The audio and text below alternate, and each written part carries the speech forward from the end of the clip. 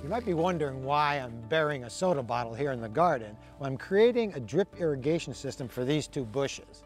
But before I buried the bottle, I drilled a series of holes all the way around the sides and in the bottom using a cordless drill and a 1/16 inch diameter drill bit. Now, that might seem like a really tiny hole, and it is, but you want the water to drip out really slowly. So once you have it buried, all you need to do is twist off the top and fill it with water.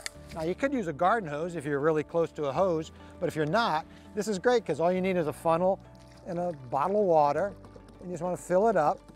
And once the bottle is full, of course, you're going to put the top back on. You can also add fertilizer, by the way. If you have fertilizer you want to add to the water. Okay, so let that drain out. Put the top back on, and I'll come back later and spread the mulch around. But that's all you need to do. You let that sit there, come back in 3 or 4 days and check it. If it needs to be refilled, just add more water.